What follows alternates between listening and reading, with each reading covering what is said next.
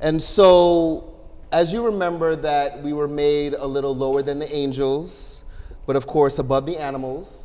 We have all power, all strength, all dominion. We believe that and we know that we work with that, but it must also be tempered with humility and kindness and humanizing things, not just humanizing people, the different people that you see in the world, but humanizing pets and animals. I always say, we're just starting out, but my vision for, I told you I have a thing for every day of the week. And every week of the year, something. So I would like moving forward, when we get our own place and we're established, every third Sunday in September, we have a pet blessing, where anyone who has a pet will have, of course, our regular Sunday service, but afterwards people can bring their pets in because pets are a part of the family. And so we have a pet blessing with the pet owners, as they call them, pet parents.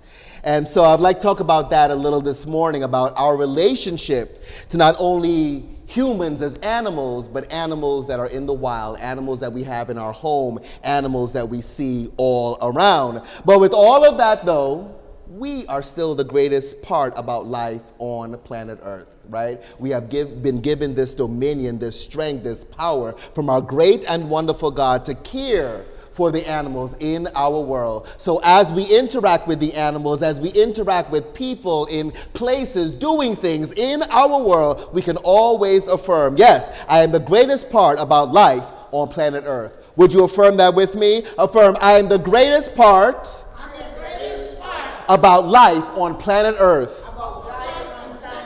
Amen. So we know that, yes, we as humans are charged to care for the pets in this world. We are charged to care for all the animals in this world. We can take care of them and we can train them in great and wonderful ways because there are other species on the planet. So we have to see peace in every species in the world. We have to see this wonderful connection with everything in the world. Because again, pets are a part of the family.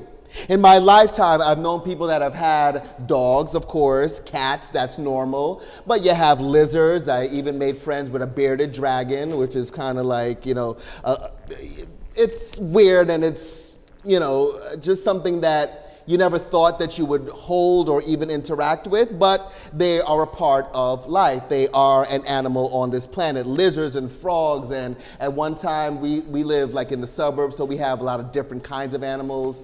Fox, and there was a groundhog that I named one day until a hawk decided that he was lunch, and I never saw him again. But still, with the cycle of life, we can still respect our pets and the animals in this world. When we think about the pets that people have in their home, they share a lot of different things. Number one, they share lodging. They share the same home. They share the same household. Sometimes they share the same bed.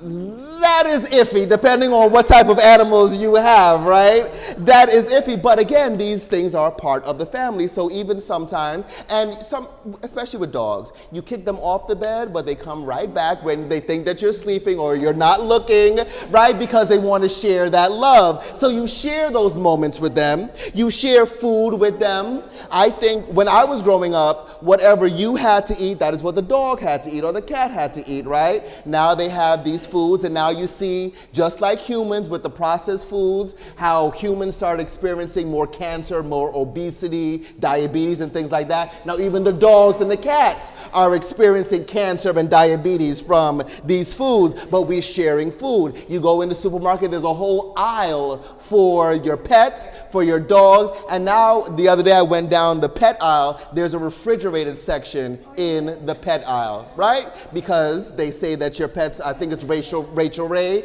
has her thing, Nutrish, I believe it's called, is her brand, and she has luxury and gourmet pet food. Right? Because they're a part of your family. They also need medication sometimes. Sometimes you have to hold your dog or cat down and give them a shot or crush up their medication. But most importantly, we share love and appreciation with our pets. right? We share. There is something, love is something that's invisible, but it's something that's so real for our hearts. It fills our hearts in our mind. Don't mind that some people said that people go around now eating dogs. That's another story. Leave him alone. Right, we bless all that's going on. We know it's not true because even the people in Ohio said it's not true. But, whatever it is, they are still a part of the family. Recently, I had two very special dogs pass away in my life. They were my best friend's dogs. One was a black pit bull named Coco. She was very nice. She would come when I would come into the house. Well, it was two dogs, right? Coco and Princess. Now, we call Princess Batty. She was about this big. But she was, we call her Batty instead of Princess, right? Because she would always run around. But I would come into the home, and I would take off my coat, and Coco, she was the guard dog, right? So she would stand and watch me take off my coat, and once I did, she went off and did her thing. But Batty, she would stand there, and she would be like this. And her tongue would be out of her mouth. And as soon as I put down my coat and I said, okay, Batty, she would start jumping up on me, and I had to pet her. I had to, give her a hug. Right? Now, there's some pet owners that kiss their dogs. I'm not into that. I'm not into mouth kisses and things like that. Now, I will say that she got me a couple times. Sometimes I'm talking and there's her tongue in my mouth, and it was as gross as you could possibly imagine. But it was something that I looked forward to, right? And after I finished petting her, she would run around the couch a million times and then come back for more. And then once she finally got it out of her system, she would calm down and she would sit with me. We would watch TV. I had to pet her and all these things. And they actually passed away within months of each other. And it's something I still... And I say, I do memorial services for humans and pets because they are a part of the family. And we have both Batty and Coco's ashes. You begin to miss their presence when they're not around. And you begin to anticipate when you come into the home that they'll run up to you. And there's something inside of you and of them that is this mutual exchange of love. My mother doesn't like dogs, so she's like, absolutely not. Not in my house. No way, no how. But I just still have different pets in my life, and when those pets pass on, the pet parents, I hear some people who didn't grow up with pets, that don't understand that relationship. They just say, oh, just get another dog, it's okay, right? You can't just get another dog. That's like getting another baby, right? They're part of the family. But also, each animal has their own personality traits. Each animal has their own thing. So as we can open our heart to love, we can love all of creation. We can see all of creation as children of God, just like we are, deserving the same respect that we give to everyone in the world. And not only can you speak to the pets that you know and you're familiar with, and they know the commands and things like that, but you can speak to pets in the wild. I always think about when I went to the monastery for the first time, and I was there for a couple of days, and it's, with huge acres and acres of land. They have different spots, different homes on the monastery, and I found this one place called the Shangri-La, and that was my favorite place. It was like a Spanish-style home. It had a balcony. Oh my God, I used to be in there for hours. And one day, I was just in there doing my lessons and singing, having church with myself that day, and I didn't realize that the sun was going down. If you know where the monastery is, it's right at the border of Mexico and California. It's in the high valley of Campo, California. And I started walking back. I had my flashlight with me. So I'm like, all right, even if it gets dark, I'm good. And my flashlight went dead. And again, I'm in the middle of the desert. I know I'm on the complex, but not sure where I'm actually going. And as I'm walking, the moon is brilliant. You can see a million stars in the sky, so the moon was kind of guiding me to where I wanted to go. And as I'm walking, I see a coyote come across the path. It stops, it turns its head, it looks at me, and I'm thinking, oh, he must think I'm dinner. Okay. So I just continue to affirm. I don't think I've ever prayed so much in my life. And I said, oh no, there is love between each and every one of us. There's going to be a good communication. And as I said that, the coyote just kept walking. and walking. So now I'm like, do I run? If I run, will it run? Will it think, So I'm just walking like, oh no, there is love. He's not going to eat me, not going to eat me. And as I come around the bend, I see the monastery. And that's when I started running into the monastery, right? But we can speak to any animal, any force in the world, knowing that it is hearing us, knowing that it is absorbing our words, knowing that the energy of love we share for ourselves and the people in our world, it also extends to the animals in that world. So anyone that has a pet, they say a pet is a small tragedy. When you buy a pet, you're buying a small tragedy because they don't have the lifespan that we do, but it still teaches us humbleness. It teaches us about caring. It teaches us about patience. It teaches us about caring for something else. I remember when my niece's dog, my best friend's daughter, when she got batty, the first time we went to walk, and we didn't have a pooper scooper. I didn't think, and she was maybe about 8 years old, and she wasn't thinking either, and the dog pooped, and we both looked at each other like, who's going to do this, right? But eventually we got through it together. But it humbles you in a way where you have to take care of something in the world. Pets and animals, they seem to understand. They learn their names. So there is some type of intelligence that is within them, whether it's sounds that they're hearing or whatever it is, they pick that up. They also learn commands. Batty, again, this is why we called her Batty. She was not allowed in the kitchen. That's one part. Like, even if you were in the kitchen, she would stand right where the carpet meets the tile, and she would stand there. And if you were inside, she thought you were busy watching TV. She would try to run in to get to whatever was in the garbage that she wanted. And as soon as she heard my best friend open the door, she'd run outside. You just heard her footprints running outside the kitchen. There is intelligence there. Friends, I want you to remember, as you consider these animals in the world, that we have the same instinctual knowledge within us.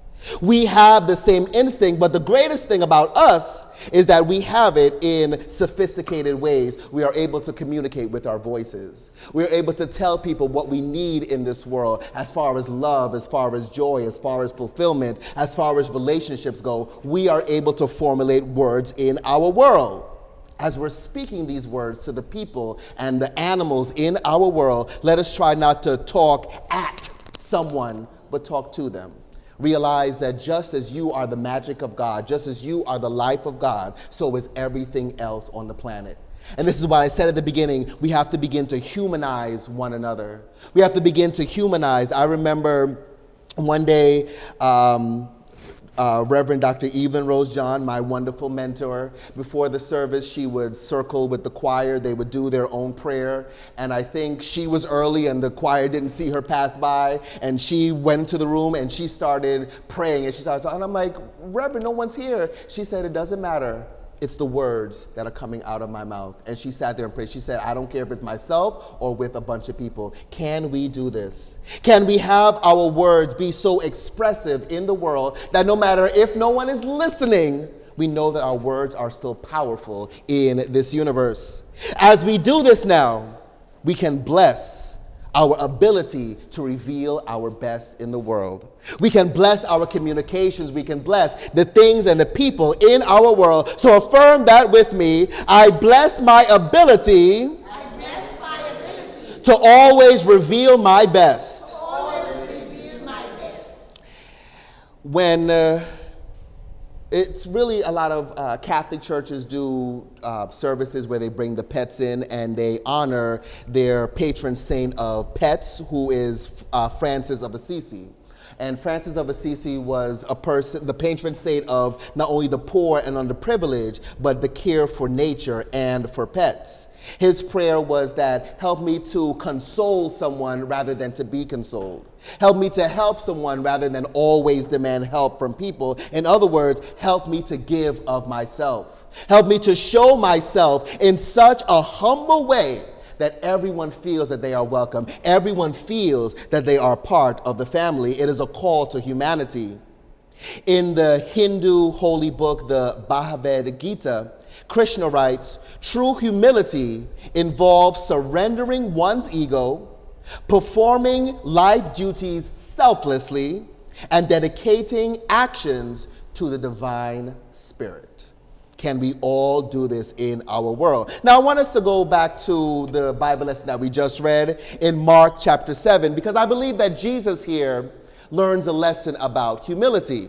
Now, in the beginning of the scripture in Mark chapter 7, we read from verses 14 to 30. In the beginning of the scripture, Jesus was telling his disciples and the people that were around him that it doesn't matter what you eat, it doesn't matter what goes in the body, it matters what comes out. And men can do all types of things and wickedness and all these things, but it doesn't matter what goes into the body, it matters what comes out. Now, we go on a little later in the scripture, and here is this woman that comes to him and says, I need your help. Now again, he was just talking about loving everyone is equal, there's nothing, no one is different. But he says to her, first, let the children of Israel be fed. It is not right to take their food and throw it to the pet dogs. Now, in the scripture, we see a relationship with dogs that is both good and bad. Some stories in the Bible show dogs and other animals as pets, and some references to animals in the Bible is what Jesus was doing here, that they were low class, they were not good enough, right? Because she was not like him, they're considered lower class, like a dog, like a pet dog, right? And considered lower class. That's what he said to her, right? You are not a Jew, so I can't do anything for you. And she said to him, but even dogs under the table eat the crumbs. In other words, she was saying, she was really spitting back his own words to him. Did you not just say that it's what you give out into the world? And here is a lesson that we learn from Jesus about humility. About knowing that it doesn't matter who someone is, as long as they're a human being, they do deserve our respect, they deserve our love, they deserve everything that we have within us, all the love that we have within us. I see this when I go to the supermarket, you know. There are people that think that just because people work in the supermarket that they are low class. That because they're stacking shelves or cleaning things that they are beneath them. Because they're at the cashier. I see people on the phone having a full conversation, and that's why we get robbed blind at the supermarket, because they scan the stuff, you're not paying attention, you're on the phone and not paying attention to what's going on in front of you. Everyone that's in front of you deserves your respect, deserves your love, whether you know them or not. It's about inclusivity. And it trickles down as you are good to someone. I can tell you, wherever I go, whether it's a restaurant, the supermarket, I go for coffee at Wawa. I don't know if you have Wawa in New York, right? But I go if they have the best coffee. If you ever pass a Wawa, if you're driving out south, you ever pass a Wawa. And if you're a coffee drinker, Wawa is the place to be. But all I did was go and I say, hi, everyone, hi. And at first, everyone looked at me like, okay. And one day, this girl asked me, why do you always say hi? I said, because you're human beings. You work here. I'm coming here every day, so I might as well get to know you, right? And then one day, I went to go pay for my coffee, and she said, you're good. Now, for the last 2 years, I go in, I say hi, get my coffee, and I walk right back out of Wawa. They say, bye, all right, have a good night, you know? Because you respect them as people. And once you respect people as people, once you humanize people, they will do the world for you. But it's really about bringing your highest self to your world. Being the highest form of life means living higher forms of life. It means not stooping down to someone's level, living higher forms of existence, not giving in to animal lust, not giving in to bloodlust. And that's why also there is a comparison with animals, because we see animals in the wild, lions eat one another, and there are other species that attack one another, whether it's for food or for the position. They want to be the main person on the planet. Angela Bassett just won her second Emmy for, I think it's called Queens, right? And this is a nature show that she narrates, and you see how these females, I should say, in the pride, whether they're lions or different animals, how they take control of their world. So that is why people associate different lustful behaviors, different erratic behaviors with different animals on the planet, because they go on instinct, they go on impulse. But here we are, as the highest form of creation, we can control these impulses.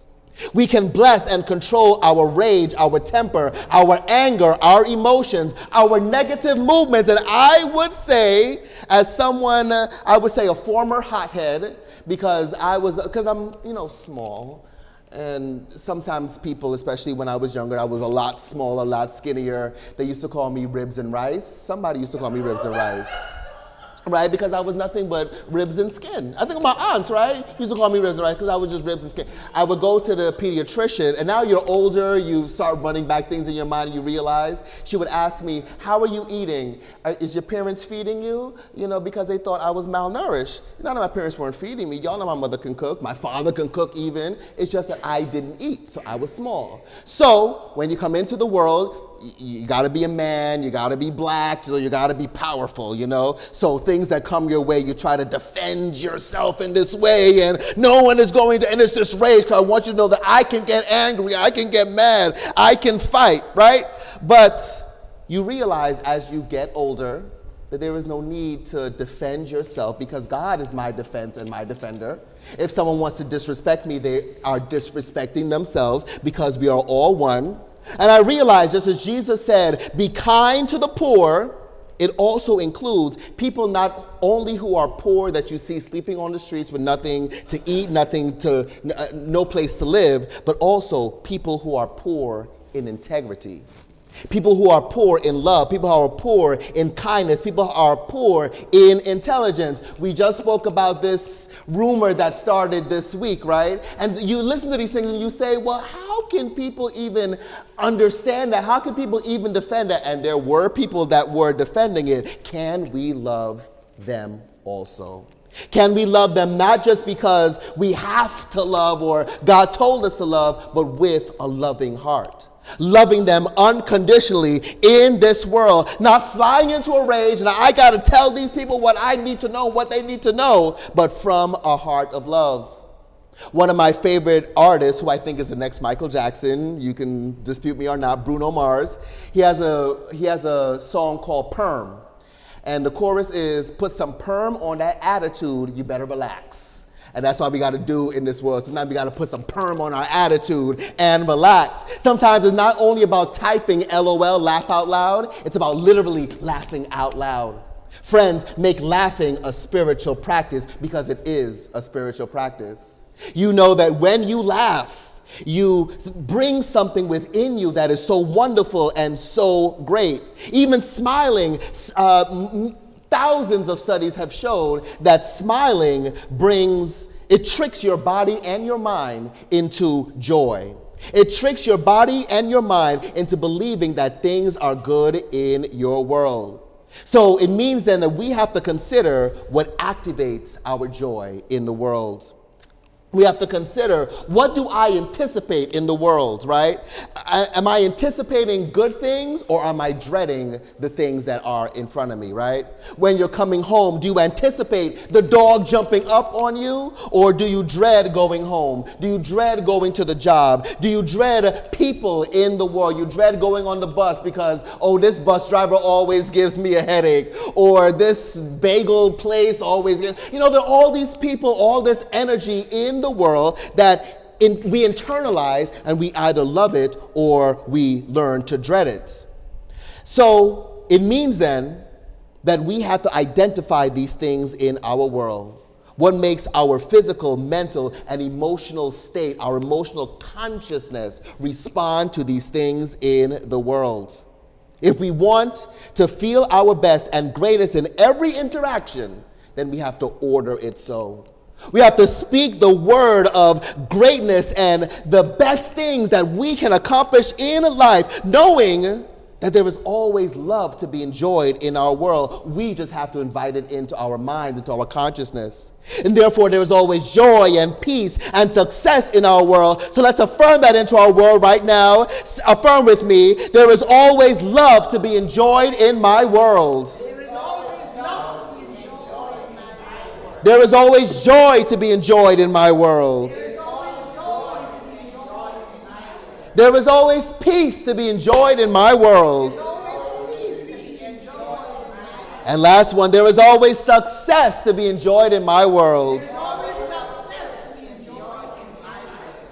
And just as we have to feed the poor that are poor in integrity, poor in love, we have to also see our success, not only in money, not only in material things, but success in love, success in joy, success in the way that we talk to people. And as we do this, we can be an ambassador for world kindness. We can be an ambassador for world love, world joy. We can love people without restricting who they are or who we want them to be. We can love people and different personalities, whether they're people, places, animals, whatever it is. We can love people and their customs, their lifestyles. If it's not for you, don't do it. That's why I don't understand these things. Like I always say, as long as you're not harming anyone, but if people are doing what they need to do, I don't understand. I think this country is maybe too free, where you just have an opinion and you feel that other people should have your opinion. And if you don't have my opinion, then you're trash, you're this. No, other people, as long as they're not hurting anyone, other people have their own lives to live. So we can live in peace with everyone. We can compliment people, not to validate them, but to just share that good energy with them. And in this, we know that we do not need to approve other people or seek validation from other people. Whether you are liked or disliked, can you be you? Can you be your own personality? Can you be your own love? Can you be your own success? Can you do something nice for someone, donate to an organization without restriction, without thinking that if I donate to these people, I'm going to get it back on my taxes, but no, give from the heart. Here's some challenges. Can you say hello to someone and not expect a response? Or when you say hello to someone and they give you a dirty look, whether you're on the train or, some people, I know, as Whoopi Goldberg says, I'm very stare-atable. And sometimes when I walk into a place, people are just staring at me, and I have to be the one to say, hi, how you doing? And then they don't answer back. Now, what am I going to do? Curse them out, abuse them out because they don't respond? No, that is their world. I am living from a frame of love. Well, however they receive it, they receive it. Making friends in any age is difficult. Can we walk up to someone and try to make a friend? Can we give and expect kindness from our world? Can we validate ourselves? Can we set the law and order? Again, this is the month of order. Can we set the law and order of kindness in our world? I believe that we can do this. I believe that the greatest part about us is knowing what it takes to be our best self, knowing what it takes for fulfillment in our world. We see human innovations everywhere. And I thank God every time I cross a bridge or go into a tunnel, whether I'm driving or on the train, because God gave man that knowledge and said, we need a tunnel here, we need a bridge here. I remember in high school when they taught us about how bridges were made, first they started with rectangular shapes and they realized that collapses the bridge. So they had to do with triangle shapes, and they did it until they perfected it. And now we have bridges that span, bridges that go underwater and come back up. That was God giving man the knowledge. We are not separated from that knowledge. Just as any knowledge that has shaken this world and transformed this world from regular human beings, this is each and every one of us. We have that within us. Now, we live in a world, especially nowadays, where the lines are blurred between what is real, what is fake, right?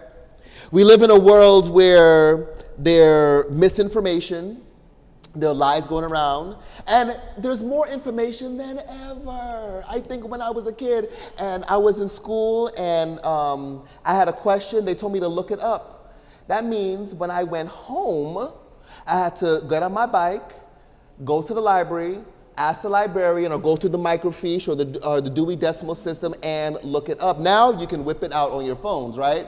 And even with the information so close, you don't even have to type it in, you can speak it in. People are more misinformed than ever before.